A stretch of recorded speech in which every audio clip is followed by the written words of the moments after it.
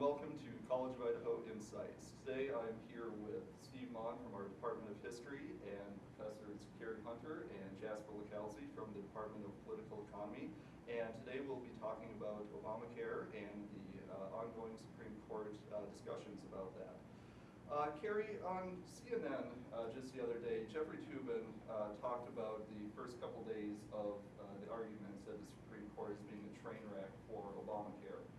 Earlier you had said that you predicted an 8-1 decision holding up Obamacare, and in light of that, do you feel that your 8-1 prediction is still good, or have you changed that prediction?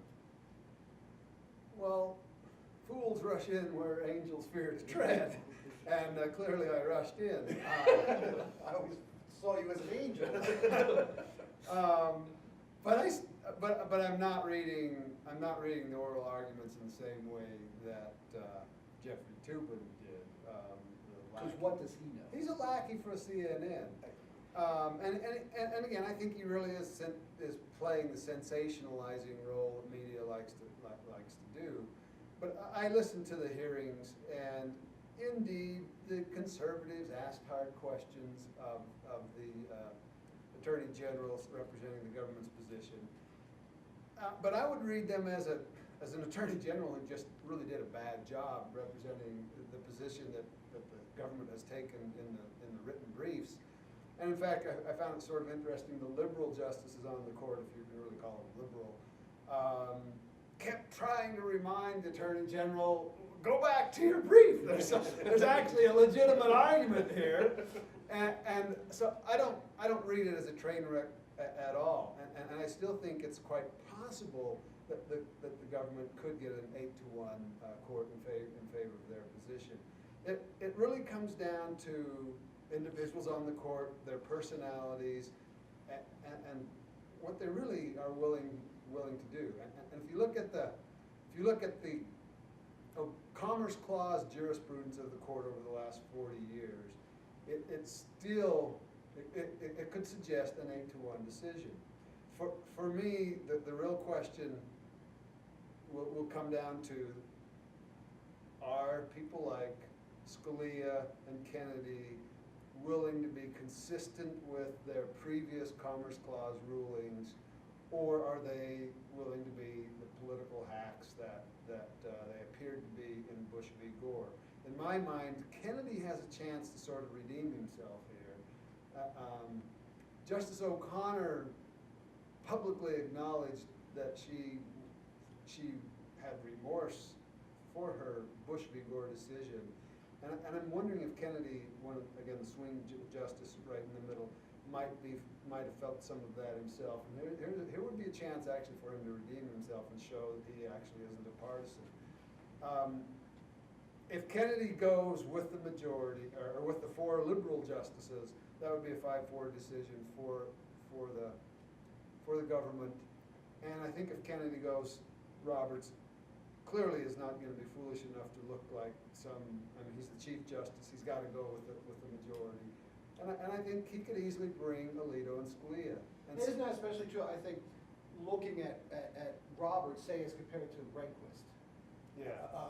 The Rehnquist, you could see doing that, but isn't Roberts, at least verbally, tries to come across as a different type of Chief Justice than Rehnquist? Well, what would your prediction have been prior to the Citizens United case?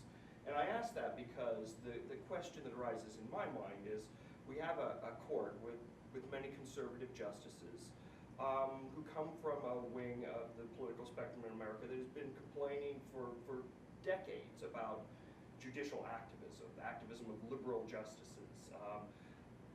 And it appears now we have a court that's prepared to engage in judicial activism on the conservative side of the spectrum. Well, so how does that relate to this particular question? They always have, but Citizens United it would be, I think you could consider that as easily predictable given the personalities on the court. And given their personal previous rulings. Precisely. In the medical marijuana case, 2005, where the court ruled that Congress Congress, using its Commerce Clause powers, can actually regulate a private citizen's growing of marijuana for his or her own personal medical use, even though that has nothing to do with commerce, because the person would not be growing it for commercial reasons. Justice Scalia sided with the majority. And in fact, I got a quote of his. Here's how he put it. Where necessary, Scalia is emphasizing the necessary and proper clause, where necessary to make a regulation of interstate commerce effective, Congress may regulate even those intrastate activities that do not themselves substantially affect interstate commerce. So the real question here is, can Congress regulate the insurance industry? And no one seems to be questioning that. Right. If they can regulate the insurance industry, then the question is, can they regulate individual can they require people to buy insurance? And it seems to me, using Scalia's logic, indeed they can, if that's necessary in order to make And this they're not law actually, effective. and they're not actually requiring anybody to purchase insurance. What they're doing is they're saying if you don't purchase insurance, you will be penalized under the tax taxed, code. or possibly So- taxed, but they're not saying it's gonna be Right. taxed. Right, but to me, that's the Attorney General yesterday tried to respond to that in a way that I think was ineffective. I think he should stick with that core argument that, is this necessary to make that law Right. effective? And if it is necessary, again, Constitution says Congress can do whatever is necessary and proper to ensure that their law will be effective. And I think And- that, and- one thing I think that's important is everyone talks about the Commerce Clause, which is clearly enumerated power of Congress. But not so much with the necessary and proper clause. They're implied powers, that whether it's Congress, the president, or any part of the government, their powers go beyond what is strictly enumerated in there. That it is clear that you have to have the power to put in place your enumerated powers. An example I always use is in classes the Federal Reserve Board. It doesn't say you can have a Federal Reserve, but it does say that Congress has the power to coin and regulate the value of money.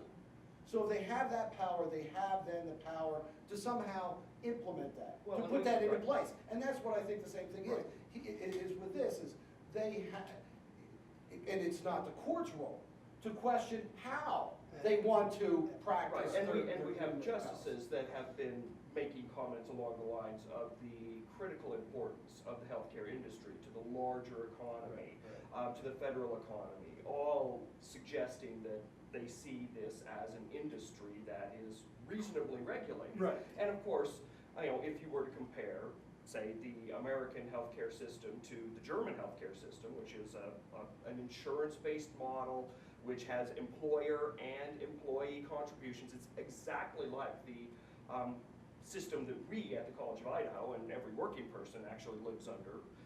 Every working with- person. With There's plenty of working people who I'm don't sorry, have working people who have insurance provided by their employer. The difference, of course, in the German case is that the Germans require healthcare companies to be nonprofit. Right. Germans pay less than half of what Americans per capita pay for insurance. That's per capita, that means insured and uninsured alike. They have better health outcomes in terms of longevity and the health of infants. And Americans, under that reasoning, pay every year $1 trillion They have extra healthier dollars. habits. Which $1 trillion extra greatly dollars. affects Yes. the efficiency of industry in Exactly. America. And in particular, in international competition with Right. countries that have comprehensive healthcare systems of some sort. Well, and especially those who have a single payer system where the government's paying for them, then those businesses in those countries don't have to pay for healthcare costs. Absolutely. So they don't have to pass that along, so their costs Absolutely. is cheaper. So again, the real question comes down to, can Congress pass laws to make sure that their regulation of the insurance industry can be effective? And everyone seems to be recognizing that this individual mandate part of the law would be necessary in order for their regulation of insurance to work. Now, that said, I think it's quite possible then for an 8-1 decision and still in favor of Obamacare. I'm not totally foolish I can recognize that indeed these are partisan justices. They always have been, they always will be. And it is quite possible that their partisanship could rise above their previous rulings, the previous jurisprudence that they've used. And so I could be wrong, but I'm not convinced that I am. Well, and I guess part of the argument that you hear from people is that there's a slippery slope. If this is upheld, what then can't Congress actually? Broccoli, Yeah, the that's what broccoli Scalia example. said. And that's what upsets me, is a good Italian like Scalia should like broccoli. Right. Well, there is He no- should be talking about pasta sauce. Well, he should be saying requiring you to eat potatoes or carrots. Right. The reason why broccoli is on there is a federal judge in Florida did say last year when he ruled against the bill that if Congress can require people to buy insurance, then they can require people to eat broccoli. Again, in my mind, the right answer, the right to attack the jurisprudence correctly would be to say, perhaps they could. If indeed Congress is regulating commerce in a way that is clearly within their power, if the only way to do that would be to demand that people eat broccoli, then perhaps they can. Well, but it seems to me that the parallel though within this case is not that the government under the Health Care Act can, or under any other further legislation, can force you to buy and eat broccoli. It's under the Health Care Act, can the government force everyone to get a colonoscopy?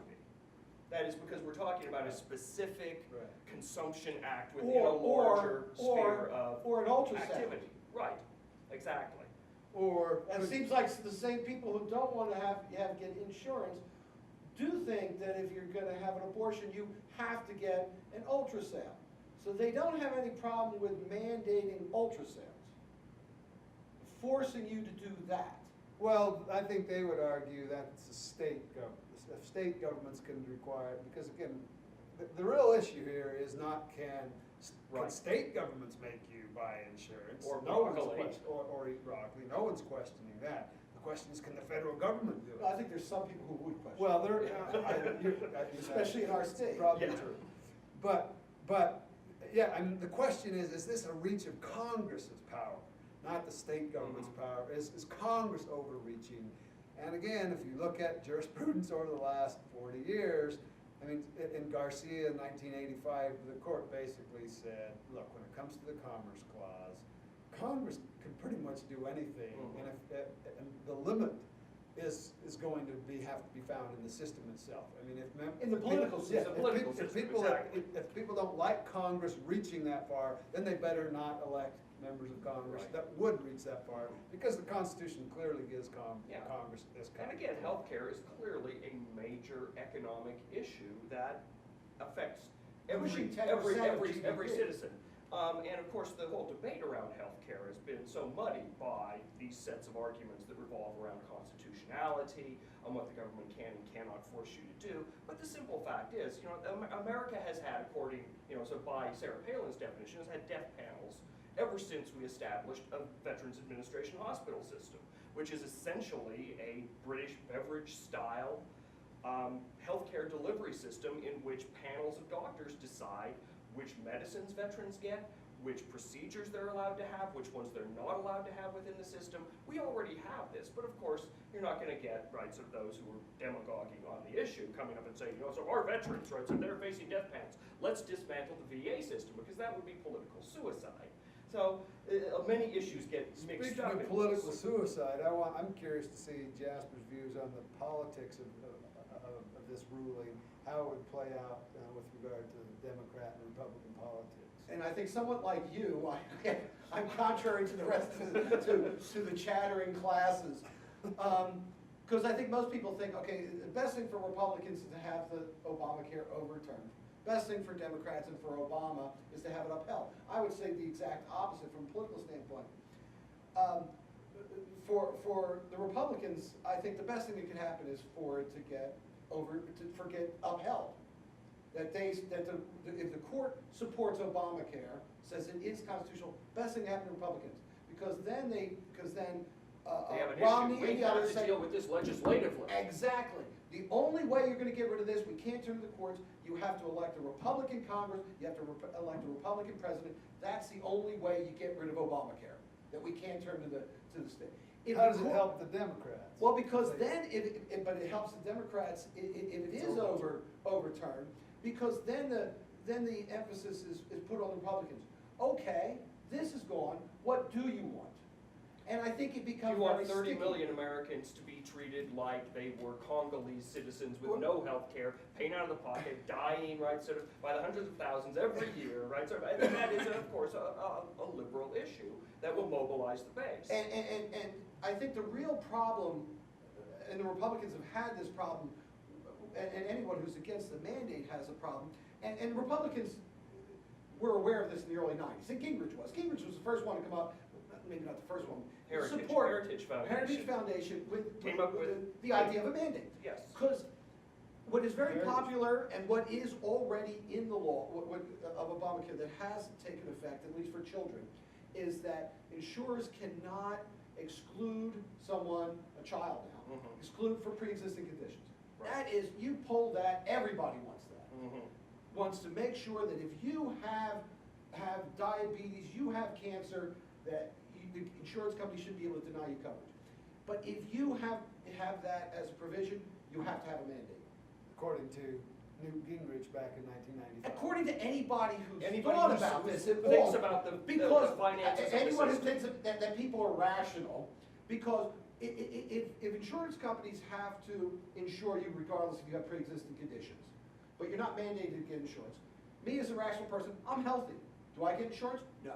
I go to the doctor, he says, you have leukemia. What's the first thing I'm gonna do? Go get insurance. Every private insurer will go out of business. We do that, you get a single payer system.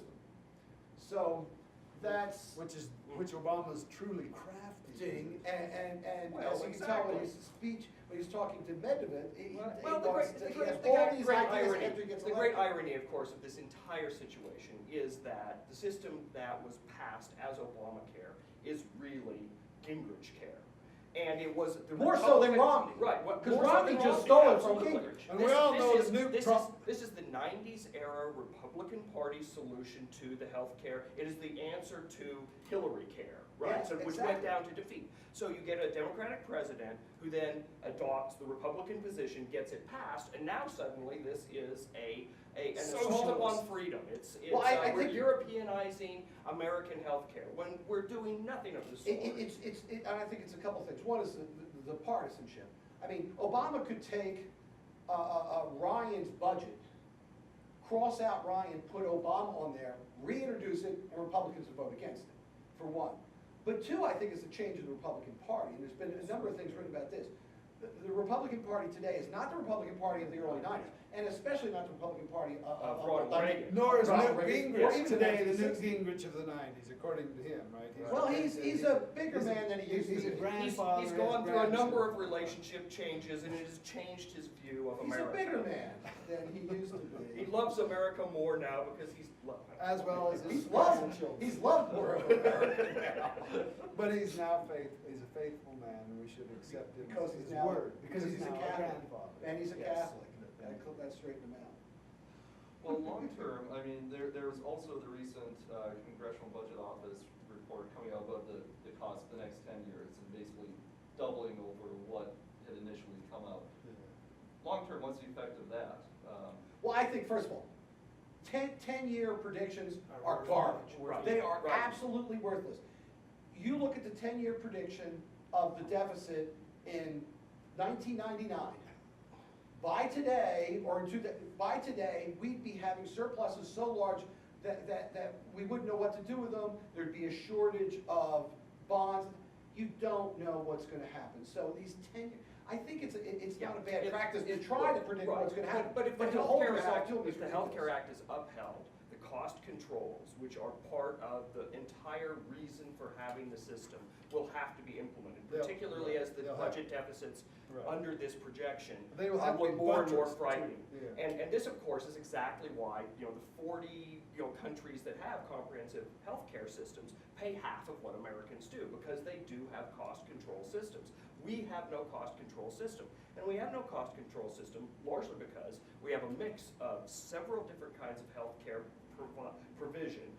We have a very powerful insurance industry and a very powerful AMA, doctors union, if you will, an association of professionals bound together who essentially say, hospitals and doctors need to make a lot of money. Doctors make less than half on average in Europe what they make in America, because somehow you can't argue against a doctor, because doctors are the nice people who keep us healthy. But they're also the people who retire early. They work very hard to get into medical school. They work very hard to get where they are. And then they can buy a yacht.